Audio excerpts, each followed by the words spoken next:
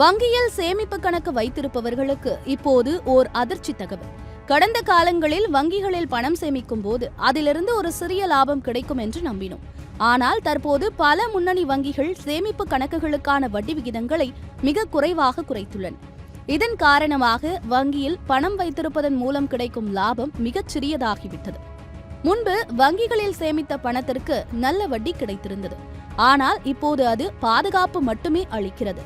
இந்தியாவின் முக்கியமான வங்கிகள் HDFC, ICICI, ஆக்சிஸ் மற்றும் ஃபெடரல் வங்கிகள் தற்போது சேமிப்பு கணக்குகளுக்கான வட்டி விகிதத்தை 3%-லிருந்து 2.75%-ஆக குறைத்துள்ளன.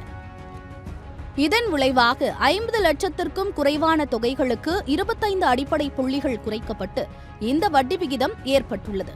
இதேபோல் State Bank of India October 2022 முதல் 10 கோடி ரூபாய்க்கும் கீழான தொகைகளுக்கு 2.7% வட்டி வழங்கி வருகிறது. மேலும் ICICI வங்கி, HDFC வங்கி போன்றவை வாடிக்கையாளர்களுக்கு வட்டி விகிதங்களை மாற்றி 50 லட்சத்திற்கும் மேல் உள்ள வைப்புகளுக்கு 3.25% என்ற வட்டி விகிதத்தை அளிக்கின்றன. இதன் கீழுள்ள வைப்புகளுக்கு 2.75% அளிக்கப்படுகிறது. HDFC வங்கியும் 12 ஏப்ரல் 2025 முதல் வட்டி விகிதங்களை மாற்றி 50 லட்சத்திற்கும் குறைவான தொகைகளுக்கு 2.75% என குறைத்துள்ளது.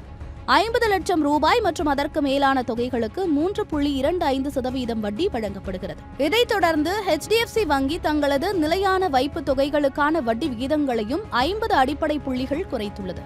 இது பொதுமக்களுக்கு வழங்கப்படும் வட்டி விகிதத்தை 3% முதல் 7.10% வரை கொண்டு வருகிறது. மூத்த குடிமக்களுக்கு இதை 3.5% முதல் 7.55% வரை உயர்த்தியுள்ளனர். இந்த மாற்றங்கள் சாதாரண மக்களின் நிதிநிலையை நேரடியாக பாதிக்கின்றன.